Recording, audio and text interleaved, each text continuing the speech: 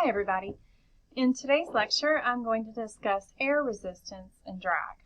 So, drag is a general term for a resistive force that's experienced by objects moving through viscous media, like air or water or maple syrup. And the function used to describe drag and air resistance depends on the medium and the speed of the object moving through that medium. You're going to have different equations which describe different scenarios. Actually, this stuff can get really complex. Fluid mechanics, fluid dynamics is a very complex field, and there's graduate level courses in this material. So this isn't the end of the story by any means. So first of all, let's talk about what happens for high speeds with low density media and heavy objects, okay? And this really describes, for example, skydiving quite well, or dropping any heavy object through the air. So for these objects moving at high speeds through media of low density, like air, the force of air resistance or drag is proportional to the square of the speed. So the magnitude of the force of air resistance is 1/2 c rho a v squared. Now this c is capital C, okay? We're going to have two different equations that we discussed, and they both have c's in them, I'm sorry. But one's a high C, capital C, and one's a little c, okay? So they're different. So this capital C is the drag coefficient, and it's a dimensionless number, okay? Rho is the density of the medium in kilograms per cubic meter in SI units. A is the cross-sectional area of the object that is moving through the medium, and V squared is the speed squared of the object, okay? Now, when I say the cross-sectional area, what I mean is perpendicular, the area of the surface perpendicular to the direction of motion, okay? So whatever direction you're moving, the area that's perpendicular to that. Now, C, your drag coefficient, it depends on the moving object's shape, its surface roughness, and the amount of turbulence in the medium. Usually, this is measured experimentally for the object. There are some drag coefficients over here for certain shapes. For a cube, for example, it's 0.8. For a sphere, 0.5. For a person, it can range between 1 and 1.3. For a Toyota Prius, I found a statistic saying that its drag coefficient was 0.24. And an airplane wing, I found a reference that said it was 0.05. So those are some drag coefficients. So let's talk about terminal velocity. What happens is, let's say that there's a skydiver, okay, jumping out of an airplane. They jump out of the airplane and they start the clock at the instant that the person jumps out of the plane. So t is equal to 0, they jump out. Now their initial velocity down is going to be 0, right? When you start falling, your initial velocity is 0.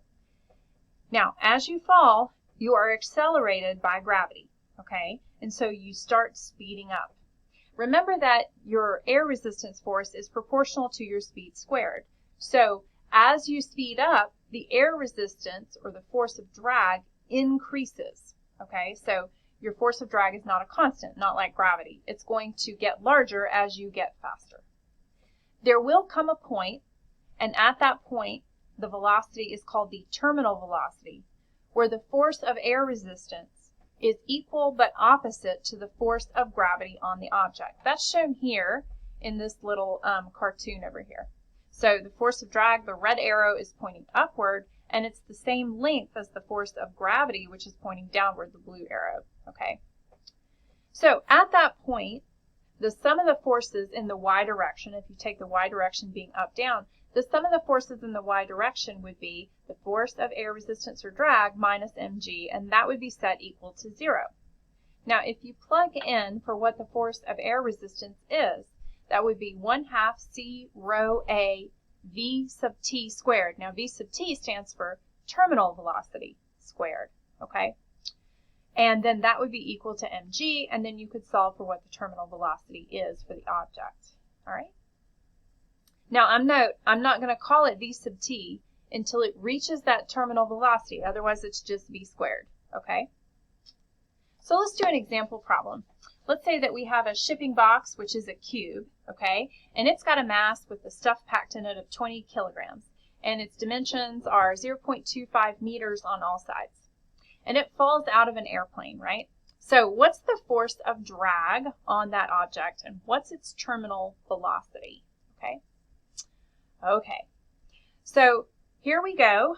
What we're going to do is we're going to find the force of drag at the terminal velocity, and then we're going to solve for what the terminal velocity is. Okay. So at terminal velocity, the magnitude of the air resistance force is equal to the force of gravity, mg. So that's 1/2 c rho a v t squared is equal to mg. Now mg, the weight of the object, is 20 kilograms times 9.8 meters per second squared, which is 196 newtons. So when the object is at terminal velocity, that is the force of drag as well, because the magnitudes are equal. Now we can do a little bit of algebra and solve for the terminal velocity. Okay, so you take mg and you divide it by 1/2 c rho a, and then you take the square root of it. And so that gives you v sub t is equal to the square root of 2 mg divided by c rho a. Plugging in, mg is 196 newtons, you multiply that by 2, and you divide by the drag coefficient for a cube. Now remember that we said on a previous slide that that drag coefficient for a cube was 0.8, so we're going to plug that in. And then we plug in the density of the medium. In a previous lecture, a different lecture, I derived the density of air at, roughly standard temperature, or roughly room temperature and pressure. And that's about 1.3 kilograms per cubic meter. So I plug that in here. And then the cross-sectional area of the object, assuming that the box is falling down with one of the faces of the cube facing downward, which is a reasonable approximation to make, the cross-sectional area will be 0.25 meters squared. So if you solve for all of that, taking the square root of all of that, you get 77.7 meters per second for the terminal velocity of your box. Okay? Okay, so that is the model for air resistance for heavy objects moving fast through less dense media. Okay? Now, it's possible to go ahead and solve for more involved equations for that one, but it's rather difficult for this level of class, so we're going to skip that. And now I'm going to go on and talk about what happens for viscous friction or viscous drag. So this is for slower speeds, more viscous media, and lighter objects. All right? So under those conditions, we're going to use a different equation for air resistance or drag. We're going to use one that's linearly proportional to the speed. Not speed squared, but linearly proportional to the speed. And this is often called viscous friction. So in this case, the equation for the force of drag is F drag is equal to minus little c times V. Okay? So this little c is still a drag coefficient. Okay? So it's different from big C, though. It's got units to it. Remember, big C was dimensionless, and here little c has units. So if you solve for what the dimensions of c have to be, then it would be newtons divided by meters per second, which is newtons times seconds per meter, or solving kilograms per second. So these are different values for c, the drag coefficient, for the different equations. Okay? Now this drag coefficient will change depending on the shape of the object, viscosity of the medium, all kinds of stuff. And remember that when I say viscosity, what I'm talking about is how easily a fluid flows. So high viscosity fluids don't flow easily, and I always think of honey or maple syrup when I think of high viscosity. And then low viscosity fluids do flow very easily, and that would be something like air, for example. Now, our drag coefficient, little c, is still generally experimentally measured, but it can be derived for some simple shapes. So, one example, a sphere, you could say that the drag coefficient, little c, for a sphere is equal to 6 times pi times eta times r. Now here, r is the radius of your sphere, but eta is the dynamic viscosity, okay? And the dynamic viscosity is a measure of how easily that fluid will flow. So the SI units of dynamic viscosity are 1 kilogram per seconds times meter, which is a Pascal second. But that's actually a pretty big unit for most viscosities. And so common units of dynamic viscosity are usually used instead. And for those, we have the poids or the centipoise, okay, which is abbreviated P or little c sub P. And 1 centipoise is 1 millipascal second, okay, so that's the conversion between those two. So if you want to look at the values for dynamic viscosity for different fluids, I put a little table over here. So for water, for example, it's 0.9 centipoise. For air, 0.02 centipoise. For honey, 5,000 centipoise. Okay, so you can see here that more viscous media have higher values of the dynamic viscosity. Now, for this model of air resistance, what you would do is when you reach terminal velocity, you would have mg down, right, and your drag up. And at terminal velocity, just like before with my skydiver discussion, the force of drag would equal to the force of gravity. And so you would set mg equal to c times v sub t, where v sub t is v terminal. And then you could solve for what v terminal is, and you would get mg over c. Now, of course, before that time, when you're not at terminal velocity, the force of drag is not equal in magnitude to mg. So it starts falling, and then the force of drag increases as it falls, because it is linearly proportional to the speed. So as you increase your speed, your force of drag goes up. Okay, now this one is a relatively simple equation for drag, and so that means that we can have a nice, easy to understand analytical solution for the equation of motion. So let's do that. So let's start off with the easiest scenario first, and that's just you have an object, you give it some initial velocity, it's only got the force of drag acting on it and no other forces, and what does that look like for its motion?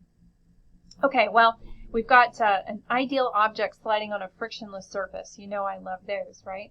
So here we have a box, and if we do the free body diagram for our box sliding on this frictionless surface, we have normal force up, gravity down, and then the force of drag pointing to the left here in the negative x direction. Now, the y direction doesn't matter too much here, okay? Normal force cancels out with gravity, and there's no acceleration in the y, but there will be an acceleration in the x direction, so let's focus in on that. If you do the sum of the forces in the x direction, the only force is minus c sub v, minus cv, which is pointing to the left. So the sum of the forces in x is equal to minus cv, which is equal to, via Newton's second law, the mass times the acceleration. Now, assuming that the mass is constant and everything here, we've got m times dv dt is equal to minus cv. All right, so that's our equation. Because, of course, the acceleration is time derivative of the velocity. Now, I can divide both sides out by the mass, and I have dv dt is equal to minus c over m times v. I'm going to call m over c tau, okay, the Greek letter tau, and it's going to be a time constant, okay? So there you go. Now I've got an equation I can rearrange. I can put everything with velocity in it on the left-hand side and everything without velocity on the right. And when I do that, I've got dv over v is equal to minus dt over tau. Now, in order to solve that equation, what I do is just integrate both sides. So I have the integral of dv over v evaluated from the initial velocity to some velocity at a later time, which I'll just call v to be generic, right? And then on the right-hand side, I'm integrating negative dt over tau. If I start my clock at t is equal to 0, then I'll integrate to some later generic time t. Okay, so those are the limits of my integration and what I'm integrating. Now the integral of 1 over v dv is the natural log of v. So that means that on the left-hand side, I have the natural log of v evaluated from v initial to v, and that gives me the ln of v minus the ln of v initial. When you subtract logarithms, it's the same as taking the ratio of their arguments, so that equals the natural log of v over v initial. On the right-hand side, when I integrate, remember tau is a constant, and so when I integrate dt, I just get t. So on the right-hand side, my integral is negative t over tau evaluated from 0 to t, which just gives me negative t over tau. Now, we don't like to leave logarithms in equations for some reason. I don't know why. I think they're lovely, but generally what we do is we try to get rid of logarithms. And so if you want to get rid of a logarithm, you raise both sides to the power of e. So that cancels out the logarithm on the left-hand side, and we just have v over v initial on the left-hand side. But on the right, we have e to the minus t over tau. Okay? Then I multiply through times v initial, and I have my function for the velocity as a function of time. So that's v of t is equal to v initial times e to the minus t over tau. Okay? So that's our equation. Now, if we were to plot what the velocity looked like as a function of time for this object, then you'd get a little sketch, kind of like it's over here on the right. You get a little exponential decay. You start off at some v initial, and you have an exponential decay with time of the velocity. All right? Admittedly, I'm not a great artist, so be kind, but there you have it. Okay, let's kick it up a notch, because objects sliding horizontally on frictionless surfaces doesn't happen every day. But if you drop an object from some height, that does happen a lot. So let's talk about that instead. So let's assume that we have some object falling under the influence of gravity, like this red ball with this initial velocity vector down there. Okay? If I do the free body diagram for my ball, I've got mg down, and I've got the drag force opposing the direction of motion pointing upward here with the blue arrow. Okay, so I have mg and minus cv. There's no forces in x trivially, but when I do the sum of the forces in y, let's assume that I take down as positive direction just to make my math nice. Okay, so I'm taking down as my positive y direction here, and that means that the sum of the forces in y is going to be mg minus cv. Okay? Now that will, via Newton's second law, equal ma, which is equal to m dv dt.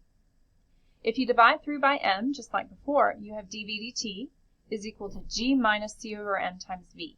Okay? I'm going to use the same substitution for tau as I did before. Tau is equal to m over c, and so that means that I have g minus v over tau. So to solve this little differential equation, I'm going to do a little trick. It's a substitution. My substitution is I'm going to take a new variable, I'm going to call it u, and I'm going to set my new variable u equal to v minus g times tau. Okay? If I rearrange that, that would mean that v is equal to u plus g times tau.